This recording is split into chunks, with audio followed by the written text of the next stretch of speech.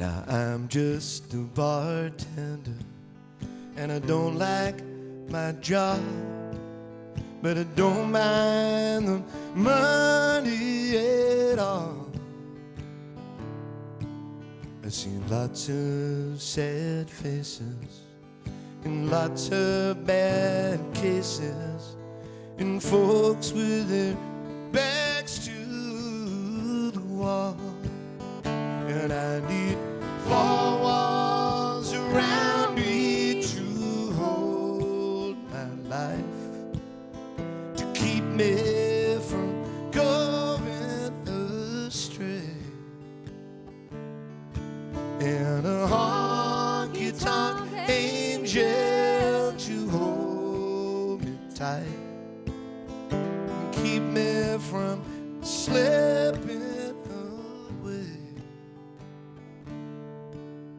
Now the smoke fills the air of this honky-tonk bar, and I'm thinking where I'd rather be. But I burned all my bridges, and I sunk all my ships, and I'm standing at the edge of the sea.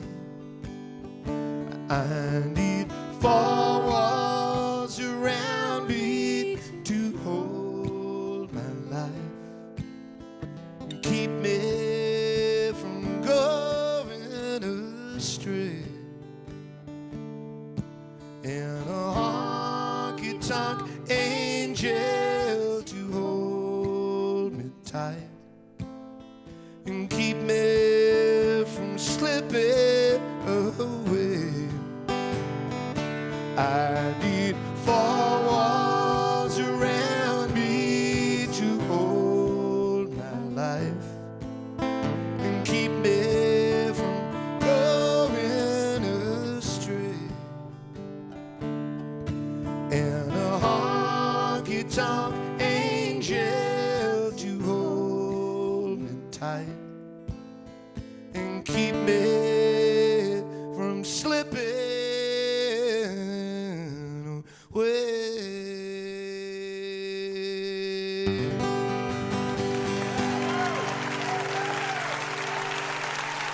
It's Cantrell.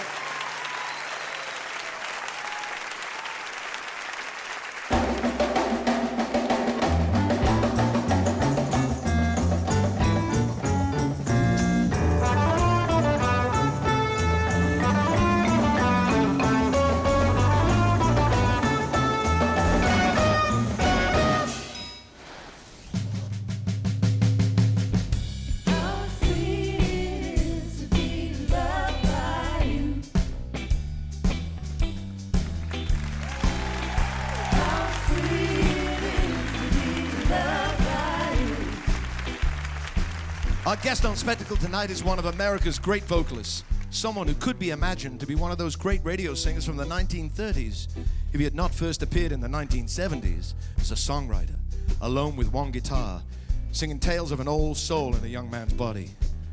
He's written about what comes to a man in time, the mechanisms of family, songs as a father and a son, the inevitability of loss.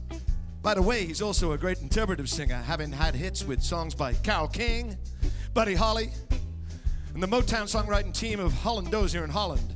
It's a strength to which he returns on his new record, Covers. Ladies and gentlemen, Mr. James Taylor.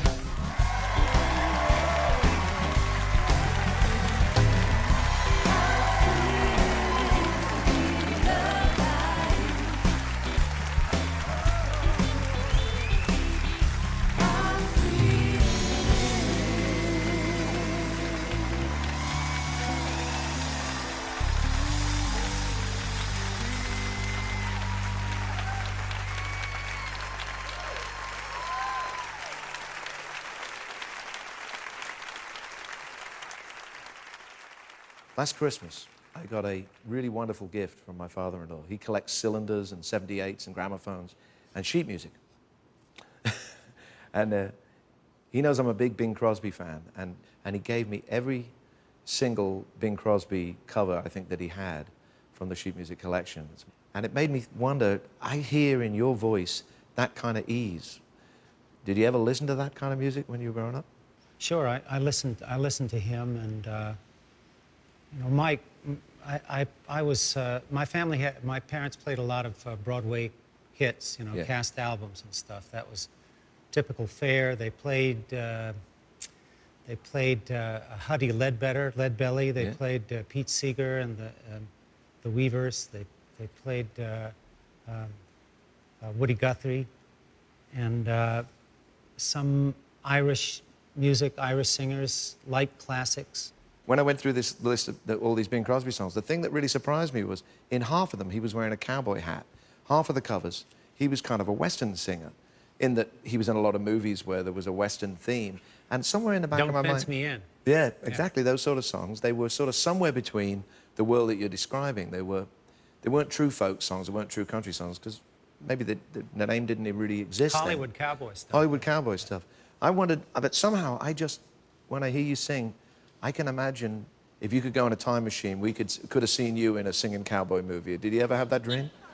Yeah, Gene Autry, Roy Rogers, the Sons of the Pioneers, that kind of... I mean, we were in North Carolina as I was growing up, so we heard actual country music, you know, I mean, Grand Ole Opry and country music stations. So Hank Williams was familiar, fair. I remember Flatt and Scruggs their TV show was on.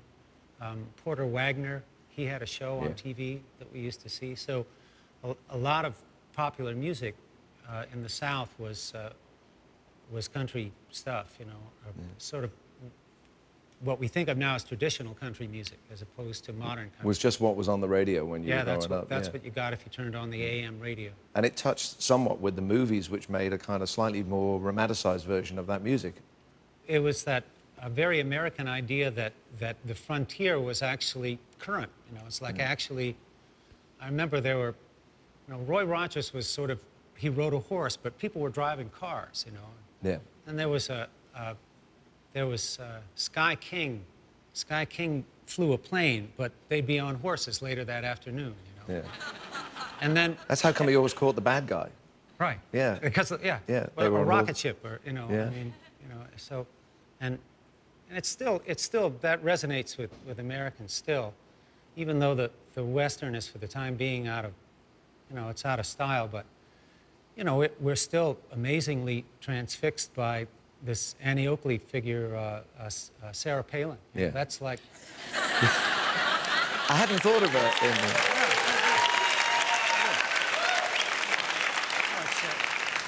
I hadn't thought of her as just an Annie Oakley figure now. No, she is. Yeah. She's American frontier. She's you know, you go to the picture in office and she's got a big dead bear skin in there, and you know, yeah, it's a whole thing. I mean, that's what's being evoked with that. And I mean, if we have another 4 years of the kind of government we've had, we'll need to know how to skin a moose at that. Yeah. I opened up this show with Bartender's Blues. It's a beautiful song. It was inspired by George Jones.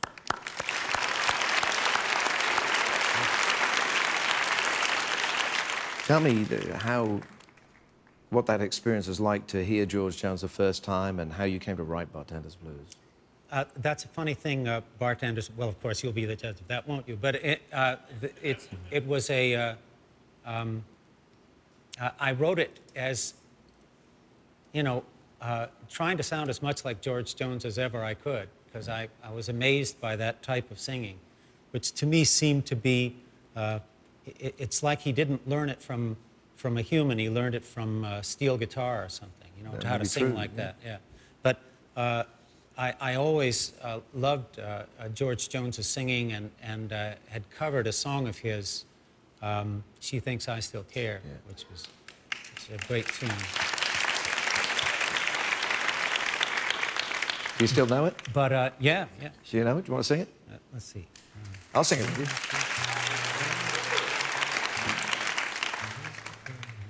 That's a George Jones song, I do know.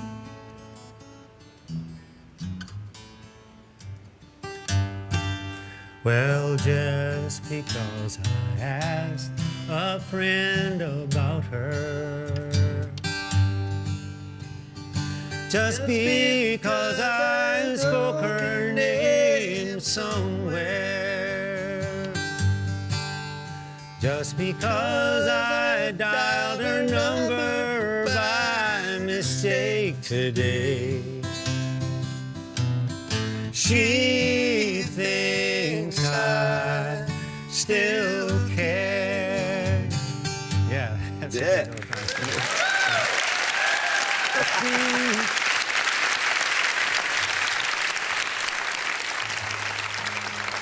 Sorry to catch you off guard with that No, one. no, it's good. We're But just going to sing George Jones songs for the rest of the that's right. There we are, Andrew. Just because I spoke her name somewhere. Yeah. You know, Exactly. It was so just. Yeah, I mean, the way he rolls the words around in his mouth and twists them out. You know, it's sort of like a singing fist or something. Yeah. You know, so I had to try that and covered that song of George's, and then I wrote Bartender's Blues so I could do it again. And then to hear, you know, his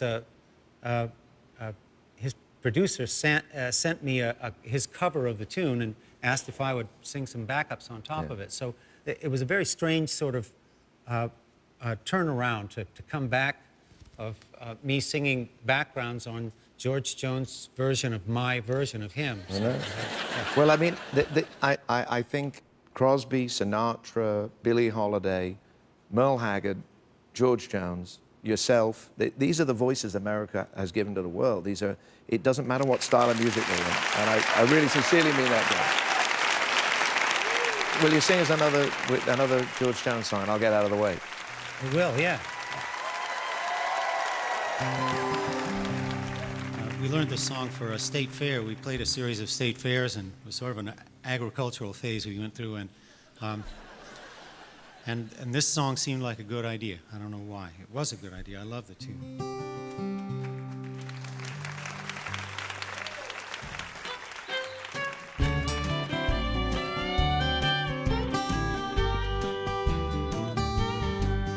Tell me why, baby, why, baby, why, baby, why you make me cry, baby, cry, baby, cry, baby, cry. Can't help but love you till the day I die. Tell me why, baby, why, baby, why, baby, why? Well, I got a crow I want to pick with you, just like the last time when the feathers flew. You're out there honky-tonking, kicking up your heels, leaving me at home with a handful of bills. Can't help but love you when you know that's true, but there's no living with you, so what will I do? I'm going honky-tonking, get as drunk as I can. Maybe by then you'll appreciate a good man. That's my plan. Tell me why, baby, why, baby, why, baby, why you make me cry, baby, cry, baby, cry, baby, cry. Can't help but love you till the day I die.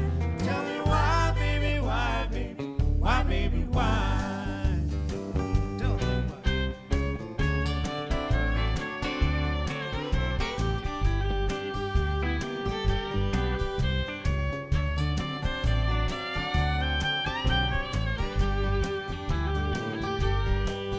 Well, I caught you honky-tonking with my best friend. The thing to do was leave you, and I should've left then. Love you so much, but I still can get sore when you come home feeling for the knob on my door. Well, I don't know, I could say that every little doggy's gonna have his day. Better pay attention, don't you dare forget, 'cause I'm just a little bitty puppy dog.